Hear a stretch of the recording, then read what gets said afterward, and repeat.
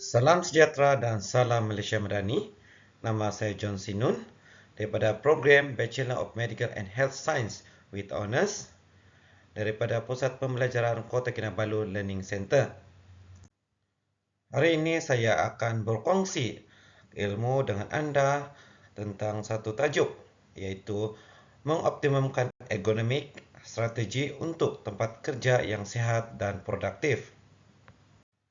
Sebelum itu, kita mesti memahami apakah itu ergonomik, yaitu mencipta keserasian manusia dengan sistem. Menurut International Ergonomic Association, ergonomik adalah sains mereka bentuk tempat kerja, peralatan, dan tugas untuk disesuaikan dengan kemuliaan fizikal dan psikologi manusia. Ia adalah bertujuan untuk memaksimumkan keselesaan, yaitu mengurangkan ketidakselesaan dan keletihan. Yang kedua adalah kecekapan, yaitu memudahkan kerja dan meningkatkan hasil. Dan yang ketiga adalah kesihatan, untuk mengelakkan kecederaan jangka panjang. Ini adalah faedah utama dalam ergonomik. Yang pertama, meningkatkan produktiviti kerja. Pekerja yang selesa boleh fokus lebih lama, mengurangkan gangguan fizikal dan menghasilkan kualiti kerja yang lebih baik. Faedah yang kedua adalah mengurangkan kos operasi, yaitu mengurangkan risiko kecederaan muskuloskeletal secara sistematik, dapat menurunkan kos cuti sakit dan tuntutan pampasan. Seterusnya, yang ketiga adalah memperbaiki kesejahteraan, yaitu mencipta budaya kerja yang selamat dan positif, meningkatkan semangat dan kepuasan kerja di kalangan pekerja. Dan ini adalah risiko ergonomik di tempat kerja. Yang pertama adalah faktor risiko fizikal, yaitu postur badan yang tidak natural atau jangal, yaitu kedudukan badan yang tidak sejajar. Yang kedua adalah kerja berulang, yaitu melakukan pergerakan yang sama secara berterusan, sebagai contoh menaip berjam-jam. Yang ketiga adalah penggunaan daya berlebihan, yaitu menggunakan banyak kekuatan untuk mengangkat, menolak, menarik atau mencengkam objek berat. Yang keempat adalah tekanan sentuhan atau permukaan, tekanan berulang pada bagian tubuh yang kecil. Dan yang kelima adalah kedudukan statik, yaitu duduk atau berdiri dalam posisi yang sama untuk tempo masa yang lama. Manakala ini adalah strategi untuk mengoptimumkan ruang kerja yang sehat, yaitu yang pertama adalah postur duduk ideal di tempat kerja menggunakan prinsip 90 darjah. Yang kedua adalah pengendalian beban atau manual handling. Yang ketiga adalah persekitaran yang kondusif dan amalan rehat mikro. Saya akan menerangkan strategi pertama, yaitu postur duduk ideal di tempat kerja berdasarkan prinsip 90 darjah. Ini boleh diterangkan dalam gambar yang ditunjukkan di sini. Yang pertama adalah kaki dan lutut. Kaki rata di atas lantai atau alas kaki. Lutut bengkok pada sudut 90 darjah atau lebih sedikit terbuka. Manakala pinggul dan belakang pula disokong sepenuhnya ke belakang. Punggung disokong sepenuhnya oleh sokongan lambah yang berbentuk S semula jadi, seperti yang diterangkan dalam gambar ini. Manakala lengan dan pergelangan tangan, siku bengkok 90 darjah hingga 120 darjah, yaitu bahu rileks, pergelangan tangan mestilah neutral atau lurus semasa menaip. Dan manakala ketinggian monitor pula, puncak skrin monitor hendaklah sejajar dengan mata, dan jarak dari mata ke skrin adalah kira-kira sepanjang lengan, yaitu 45 hingga 60 cm. seperti yang diterangkan dalam gambar ini. Ini adalah senarai semak session kerja ergonomik. Yang pertama yaitu kerusi boleh laras. Pastikan kerusi mempunyai sandaran yang menyokong lengkungan pinggang dan boleh disesuaikan ketinggiannya. Yang kedua adalah kedudukan monitor. Guna pendakap atau stand jika perlu untuk memastikan aras mata sejajar dengan bahagian atas skrin. Yang ketiga adalah ruang kaki dan jangkauan. Pastikan ruang di bawah meja bebas halangan dan peralatan yang kerap digunakan berada dalam jangkauan yang mudah. Dan yang keempat adalah pencahayaan yang optimum. Elakkan silau pada skrin. Gunakan campuran cahaya semula jadi dan pencahayaan buatan yang boleh dimalapkan. Dan yang terakhir adalah peralatan input. Gunakan tikus dan papan kekunci yang sesuai dengan saiz tangan untuk mengekalkan pergelangan tangan yang natural. Seterusnya, ini adalah strategi kedua dalam mengoptimumkan ruang kerja yang selamat dan sehat, yaitu pengendalian beban. Dalam gambar yang diterangkan di sini adalah cara mengangkat beban yang betul adalah menggunakan kaki, bukan punggung. Apabila mengangkat beban berat, ia adalah penting untuk menggunakan kumpulan otot yang terbesar badan, yaitu kaki dan pinggul, bukan belakang. Ini mengelakkan tekanan berlebihan pada tulang belakang. Di sini terdapat 5 langkah yang betul dalam mengangkat beban yang betul. Yang pertama adalah kaji beban terlebih dahulu.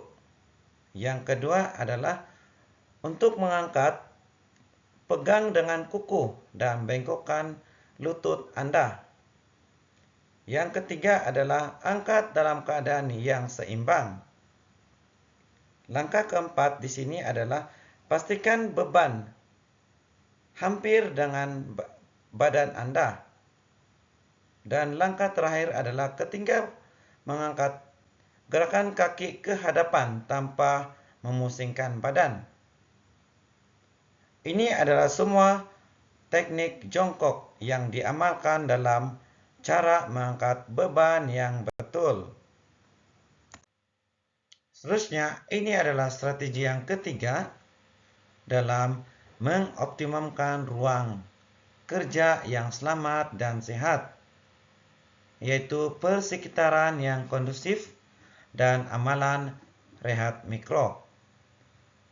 Persekitaran yang kondusif yang meliputi organisasi ruang kerja seperti yang ditunjukkan dalam gambar ini. Yang pertama adalah optimumkan cahaya semula jadi.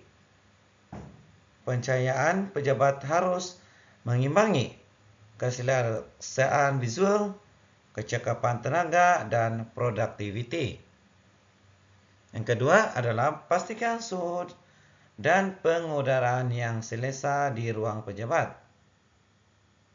Seterusnya adalah mengurus kabel dan pastikan ruang kerja rapi untuk pergerakan bebas di dalam pejabat. Dan ini adalah amalan rehat mikro yang disyorkan dalam ruang kerja, terutama di pejabat. Yang pertama adalah rehat singkat 5 menit setiap jam untuk regangan ringan dan mengubah postur badan.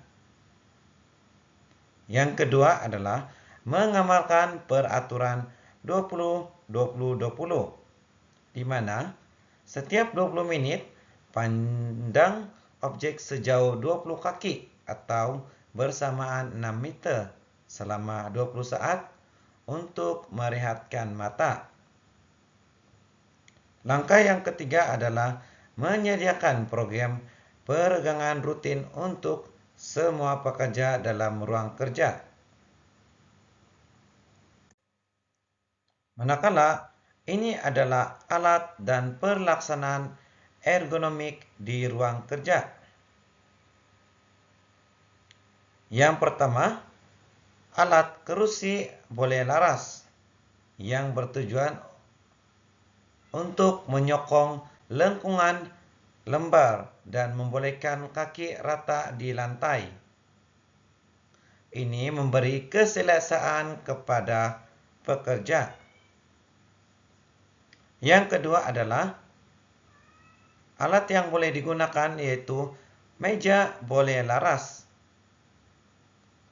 Ini bertujuan untuk membolehkan pekerja bergilir antara duduk dan berdiri sepanjang hari. Yang seterusnya adalah aksesori ergonomik yang boleh digunakan di ruang kerja, yaitu menggunakan papan kekunci neutral dan tertikus vertikal untuk mengurangkan tekanan pergelangan tangan. Dan ini adalah impak ergonomik terhadap prestasi organisasi. Yaitu, yang pertama adalah mengurangkan risiko muskuloskeletal, yaitu mengurangkan ketidakhadiran kerja yang disebabkan oleh masalah muskuloskeletal. Dan impak yang kedua yaitu potensi peningkatan productivity. Pekerja yang selesa dan kurang sakit menunjukkan kecekapan yang lebih tinggi dalam tugasan mereka. Seterusnya adalah cabaran utama dalam ergonomik cara kerja.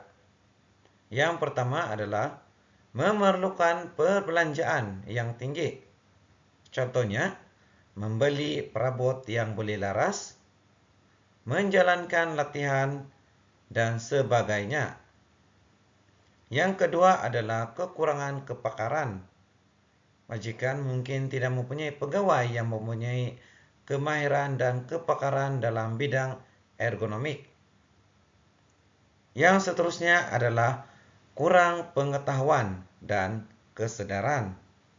Sebagai contoh, pekerja mungkin tidak menyadari postur yang salah atau cara kerja yang boleh menyebabkan kecederaan serius. Sebagai kesimpulan, terdapat 3 teras utama untuk mengoptimalkan ergonomik di ruang kerja yang selamat dan produktif. Yaitu yang pertama adalah reka bentuk stesen kerja yang ideal. Yang kedua adalah amalan dan teknik kerja yang selamat. Dan yang ketiga adalah budaya, latihan, dan penilaian berterusan. Secara keseluruhannya, ergonomik adalah pelaburan berterusan dalam kesehatan dan kejayaan sesebuah organisasi atau perniagaan. Semoga video ini memberi manfaat dan pengetahuan kepada Anda semua. Sekian dan terima kasih.